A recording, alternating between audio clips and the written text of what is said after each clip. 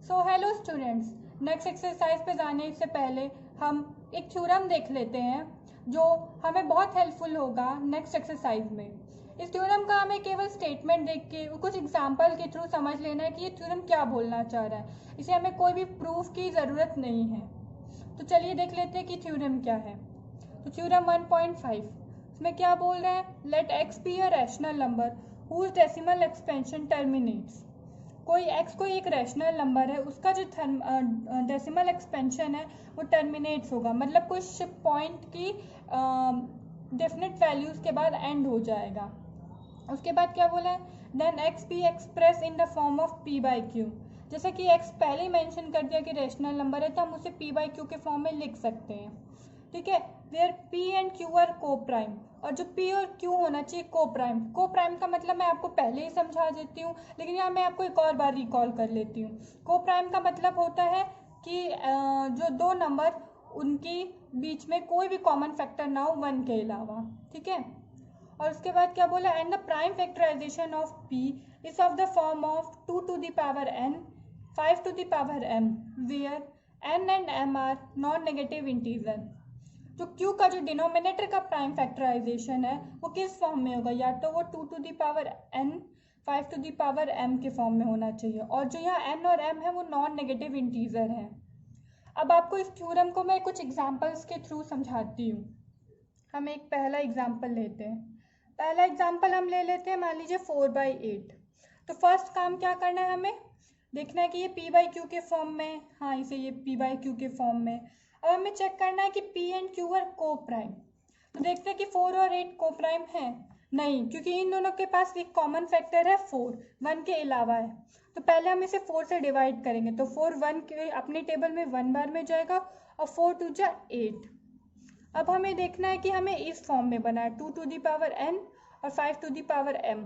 तो यहाँ n की वैल्यू मतलब 2 to the power में क्या है 1, और हमें इस फॉर्म में लाने के लिए क्या करेंगे, हम 1 into 2 5 का ऊपर नीचे मल्टीप्लाई कर देंगे। ठीक है, तो ये हो जाएगा 5 2 जी 10। अब इसको डेसिमल में कन्वर्ट करना बहुत ही ईजी है, ये हो जाएगा 0.5। ठीक है, अब नेक्स्ट एग्जाम्पल लेते हैं। हम नेक्स्ट एग्जाम्पल लेते हैं, मान लीजिए 9/40 लेते हैं। तो हमने ये देखना है कि ये को प्राइम है कि नहीं। तो हमें दिख रहा है कि ये दोनों को प्राइम है, क्योंकि इन दोनों के कॉमन फैक्टर 1 के अलावा कोई नहीं है। तो अब देखिए इसे कैसे लिखते हैं। 940 को हम लिख सकते हैं 4 into 10। ठीक है, और 4 क्या होता है, 2 का स्क्वायर होता है, और 10 को हम लिख सकते हैं 2 to the power 5। तो हम आगे कैसे लिखेंगे, ये 2 की पावर यहाँ 2 है और 2 की पावर 1 है, तो ये हो जाएगा 3, बट यहाँ 5 बचेगा। अब हमें इस फॉर्म में लाने के लिए, मतलब यहाँ पे 2 की वैल्यू 2 के पावर में जितनी डिजिट है उतना ही हमें 5 के पावर में डिजिट लाना है। ठीक है, तो हम क्या करेंगे, 5 to the power 2 का ऊपर और नीचे मल्टीप्लिकेशन कर देंगे। ठीक है, इसका हम मल्टीप्लिकेशन क्यों कर रहे हैं, ताकि हमें नीचे 10 to the power में कुछ मिल जाए। अगर डिनोमिनेटर में 10 to the power कुछ होता है तो हम किसी भी नंबर्स को ईजिली डेसिमल में कन्वर्ट कर सकते हैं, और वो श्योर है कि हमें टर्मिनेटिंग डेसिमल ही देगा, इसीलिए हम इसका नीचे 10 to the power हम कुछ लाना चाह रहे हैं। ठीक है, अब क्या करेंगे, 9 ये कितना होता है, 5 to the power 2 25 होता है, ये कैसे हो जाएगा 2 to the power 4। सॉरी यहाँ हमें नहीं सही है, क्या करेंगे 2 to the power 3 होगा, सॉरी, और यहाँ 5 to the power 3 हो जाएगा। तो 9 into 25 कितना होगा, 225 होगा, और यहाँ 5 to the 10 to the power 3 हो जाएगा। तो हमें लास्ट में क्या मिलेगा, 0.225। 3 डिजिट के बाद हमें डेसिमल लगाना पड़ेगा। एक और एग्जांपल देख लेते हैं, इसमें हम लेते हैं 11/25। ठीक है, इसको कैसे करेंगे, ये दोनों भी को प्राइम है, तो इसे हम कैसे करेंगे, 11/25 लिखेंगे। तो ये 11/25 5 का स्क्वायर होता है, तो हमें यहाँ क्या करना पड़ेगा, यहाँ पे 2 तो कोई है नहीं, तो हमें 2 लाने के लिए 2 to the power 2 का ऊपर और 2 to the power 2 का मल्टीप्लिकेशन नीचे करना पड़ेगा। तो ये 11 into 4 हो जाएगा, ये हो जाएगा 10 to the power 2, तो ये हो जाएगा 44, और 10⁻², मतलब 2 डिजिट के बाद हमें डेसिमल लगाना है। तो यहाँ से कर 1 2, यहाँ हम पॉइंट लगाएंगे और यहाँ 0 हो जाएंगे। एक और एग्जांपल देख लेते हैं, इससे आपको एकदम क्लियर हो जाएगा कि ये थ्योरम क्या कहना चाह रहा है और इस थ्योरम का हम यूज़ कैसे हम नेक्स्ट एक्सरसाइज में करेंगे। इसको हम लेते हैं, मान लीजिए 1/80 ले लेते हैं। तो साफ साफ दिख रहा है कि ये को प्राइम है। तो हम 80 को कैसे लिख सकते हैं, 8 × 10। 8 क्या होता है, 2 का क्यूब होता है, और 10 को हम लिख सकते हैं 2 × 5। तो हम क्या लिखेंगे, 1 × 2⁴ × 5। अब हमें 5 की भी पावर 4 चाहिए, तो इसके लिए हमें क्या करना है, 5⁻³ का ऊपर नीचे मल्टीप्लिकेशन करना है, 5⁻3। तो ये हो जाएगा 125, 2⁴, 5⁴, 125/10⁴। तो ये अब हमें यहाँ पे 4 डिजिट के बाद लगाना है। तो ये 1 2 3, एक 0 और लगेगा, पॉइंट यहाँ और 0। तो इस तरह से हम देख ले रहे हैं कि ये थ्योरम हमें क्या कहना चाह रहा है। ठीक है, नेक्स्ट जो थ्योरम है इसी से रिलेटेड है, वो भी आप यहीं पे समझ लीजिए। नेक्स्ट थ्योरम है थ्योरम 1.6। ये क्या कह रहे हैं, let p/q be a rational number such that the prime factorisation of p is in the form of 2⁻n and 5⁻m, where n and m are non-negative integer, then x has a decimal expansion which terminates। Actually ये theorem 1.5 का corollary है, मतलब उल्टा है उसका। Theorem 1.5 हमें क्या कह रहा था, देख लेते हैं यहाँ से। थ्योरम 1.5 में ये कह रहा था कि x अगर कोई रैशनल नंबर है जो उसका जो डेसिमल एक्सपेंशन है वो टर्मिनेटिंग होगा। तो जो q है उसका जो प्राइम फैक्टराइजेशन है वो किस फॉर्म में होगा, 2⁻n × 5⁻m में होगा। और इसमें हमें ये क्या कह रहे हैं, इसमें पहले ही दे दिया है हमें इस थ्योरम में कि जो प्राइम फैक्टराइजेशन ऑफ q होगा वो इस फॉर्म में होगा, 2⁻n और 5⁻m में होगा। ठीक है, तो और जो n और m है वो नॉन नेगेटिव है, तो x जो होगा, x का जो डेसिमल एक्सपेंशन होगा वो टर्मिनेट्स करेगा। तो ये इसी का सिंपली अपोजिट है। और देख लेते हैं हम थ्योरम 1.7 क्या कह रहा है। थ्योरम 1.7 में हमें ये पता चल रहा है कि let p/q be a rational number such that the prime factorization of q is not of the form 2⁻n 5⁻m, where n and m are non-negative integer। इसमें हमें ये कह रहा है कि जो p/q है कोई रैशनल नंबर है, लेकिन जो q का प्राइम फैक्टराइजेशन है वो 2⁻n × 5⁻m के टर्म्स मतलब के फॉर्म में नहीं है। ठीक है, तो then x has a decimal expansion which is not terminating repeating, मतलब को जो x का जो डेसिमल एक्सपेंशन होगा वो नॉन टर्मिनेटिंग होगा। मैं आपको एक बार समराइज कर देती हूँ इस तीनों थ्योरम को। ये तीनों थ्योरम क्या कहना चाह रहा है, अगर x कोई रैशनल नंबर है तो जो कि p/q के फॉर्म में है, तो जो q का प्राइम फैक्टराइजेशन होगा वो 2⁻n या 5⁻m के फॉर्म में होगा।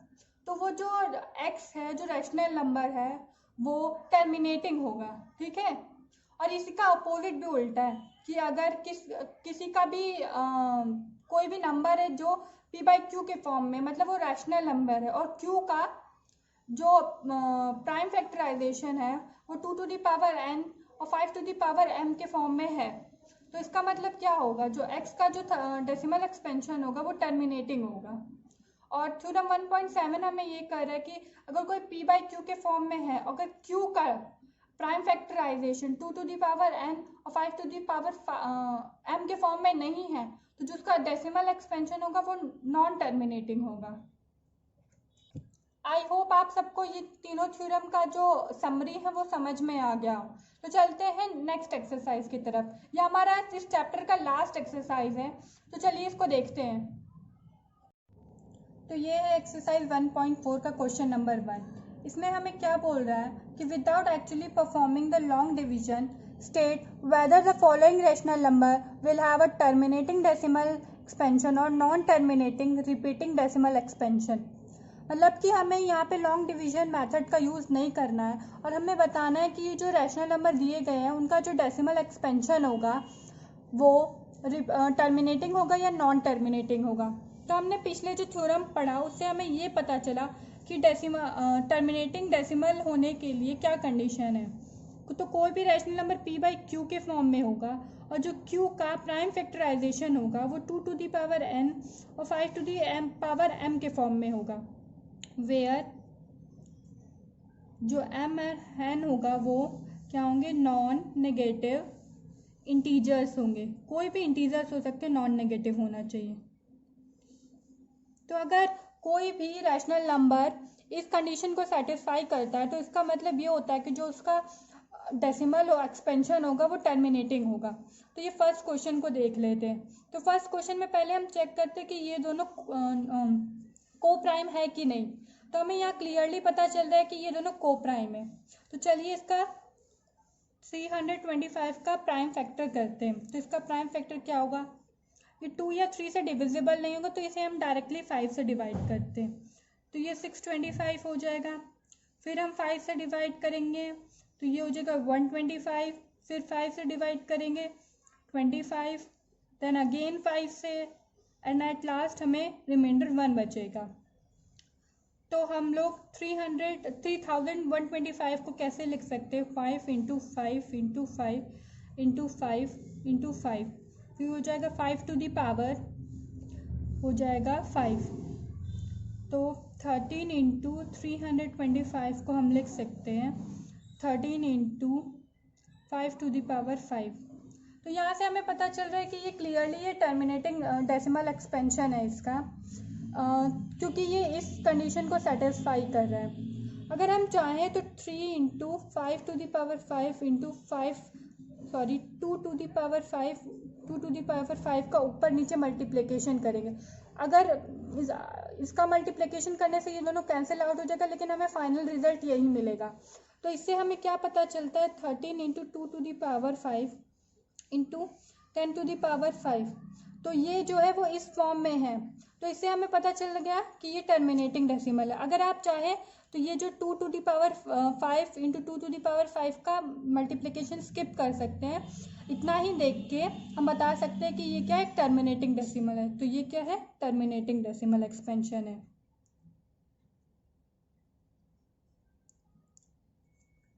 तो अब दूसरा क्वेश्चन देख लेते हैं।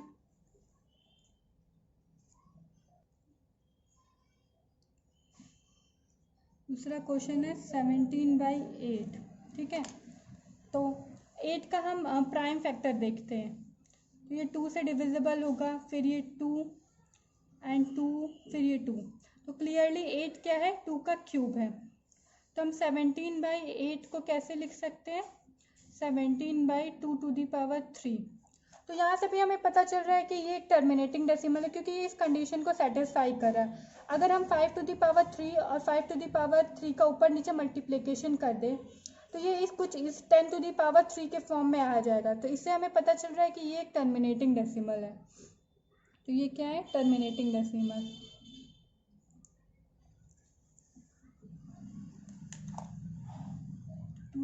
ये थर्ड क्वेश्चन हम देखते हैं अब क्या है। थर्ड क्वेश्चन हमारा है 64/455। अब हम 455 का देखते हैं हम प्राइम फैक्टर। तो ये पहले 5 से डिविजिबल होगा, तो ये कितना आएगा, 91। फिर ये जाएगा 7 के टेबल से, 7 के टेबल में आएगा 13 बार में, तो 13 1। तो हम देख रहे हैं 455 का जो एक्सपेंशन है वो कितना है, 5 इंटू 7 इंटू 13। तो यहाँ से हमें क्लियरली पता चल रहा है कि ये जो कंडीशन है 2 to the power n 5 to the power m को ये सेटिस्फाई नहीं कर रहा है, क्योंकि यहाँ 2 और 5 के अलावा 2 नंबर और हैं जो इसके प्राइम फैक्टर में आ रहा है, विच वर 17 एंड 13। तो इसका मतलब ये एक नॉन टर्मिनेटिंग डेसिमल है।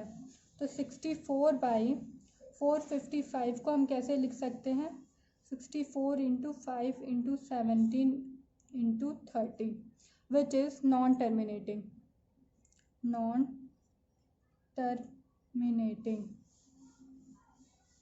ठीक है, अब हम क्वेश्चन नंबर 4 पे आते हैं।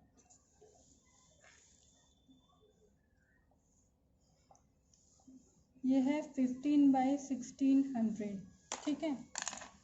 तो ये हमें यहाँ से पहले चेक करना है कि ये दोनों को प्राइम है कि नहीं। तो ये को प्राइम नहीं है, पहले इसे हम को प्राइम में कन्वर्ट करेंगे, क्योंकि ये जो 15 है और जो 600 है वो 5 के टेबल से डिविजिबल है। तो ये 3 बार में जो आएगा 5 से मानेंगे 3, 15, 2 और फिर ये 0। अब हम 320 का प्राइम फैक्टर करते हैं। तो 320 का प्राइम फैक्टर करते हैं हम, तो ये पहले जाएगा 2 से, तो इसका हम प्राइम फैक्टर करते हैं। जो 2 से डिविजिबल होगा तो आएगा 160, फिर अगेन ये 2 से डिविजिबल होगा तो 80 आएगा, फिर हम इसको 2 से डिवाइड करेंगे तो ये 40 होगा, फिर हम अगर 2 से इसको डिवाइड करेंगे तो ये 20, देन अगेन 2 से 10, 2, 5, 5। सो हमें इसका डेसिमल 320 का प्राइम फैक्टर क्या मिलते, 2 into 2 into 2 into 2 into 2 into 2, 2, 3, 4, 5, 6, 1, 2, 3, 4, 5, 6 and 5, मतलब 2 to the power 6 इंटू 5। तो ये भी हमारे कंडीशन को सेटिस्फाई कर रहा है। तो इसका मतलब 3 डिवाइडेड बाई 320 को हम कैसे लिख सकते हैं, 3, 2 to the power 6 इंटू 5, मतलब ये भी एक टर्मिनेटिंग डेसिमल है, टर्मिनेटिंग।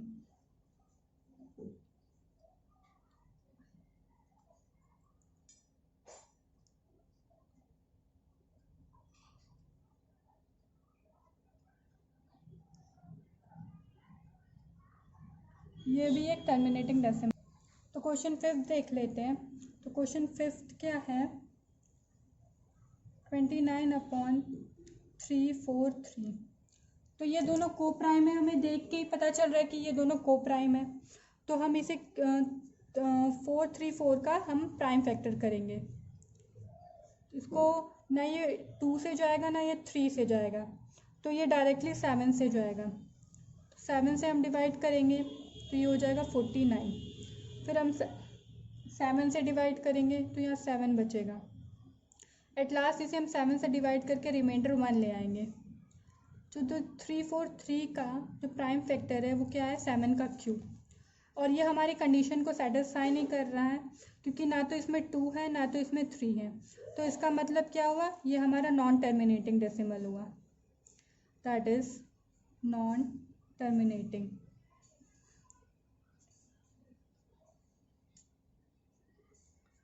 क्वेश्चन नंबर 6 देख लेते हैं।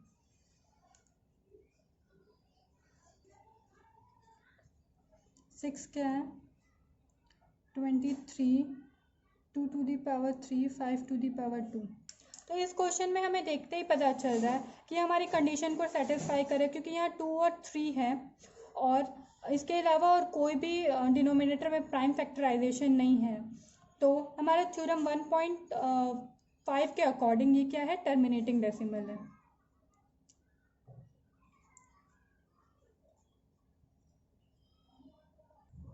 तो क्वेश्चन नंबर अब नेक्स्ट 7 देख लेते हैं।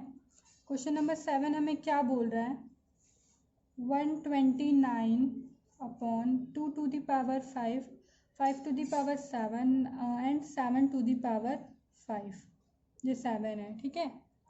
तो इसमें क्या देखना है, यहाँ हमारे 2 और 5 तो है, लेकिन इसके अलावा हमारे पास एक एडिशनल प्राइम फैक्टर है जो है 7। तो ये हमारे कंडीशन को सेटिस्फाई नहीं कर रहा, क्योंकि कंडीशन क्या कह रहा है, केवल 2 और 5 ही होने चाहिए प्राइम फैक्टराइजेशन डिनोमिनेटर के।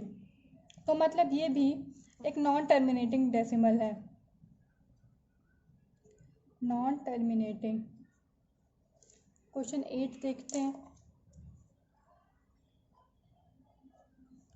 क्वेश्चन 8 है 6/15। तो यहाँ हमें देख के पता चल रहा है कि ये दोनों को प्राइम नहीं है। तो पहले हम इसको को प्राइम करते हैं। तो 6 को 2 इंटू 3 करेंगे और जो 5 होगा वो 5 इंटू 3 होगा, तो ये जाएगा 2/5। तो ये भी हमारी कंडीशन को सेटिस्फाई करे, क्योंकि 5 डिनोमिनेटर में है, मतलब 5 डिनोमिनेटर के प्राइम फैक्टराइजेशन में है। तो hence it is a terminating decimal, hence it is a terminating decimal expansion. अब क्वेश्चन नंबर 9 देख लेते हैं। क्वेश्चन नंबर 9 क्या है? 35/50।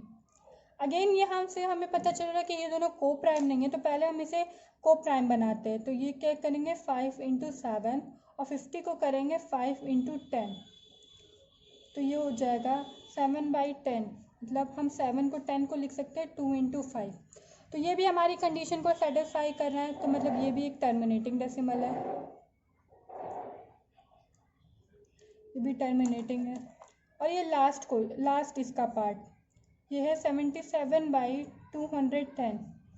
अगेन ये भी एक को फैक्टर नहीं है, तो इसे हम को फैक्टर में कन्वर्ट करने के लिए इसके एक्सपेंशंस को लिखेंगे। तो ये लिखेंगे 7 × 11 × 7 × 3 × 10। 7 से 7 कैंसिल आउट, 10/3 × 10। तो ये हमारा नॉन टर्मिनेटिंग डेसिमल होगा, क्योंकि यहाँ हमें 3 एक एक्स्ट्रा प्राइम फैक्टर मिल रहा है जो कि हमारी कंडीशन में नहीं है, तो मतलब hence it is a non terminating decimal expansion. Non terminating decimal expansion. तो ये हमारा फर्स्ट क्वेश्चन कंप्लीट हुआ। चलते हैं नेक्स्ट क्वेश्चन नंबर 2 की तरफ।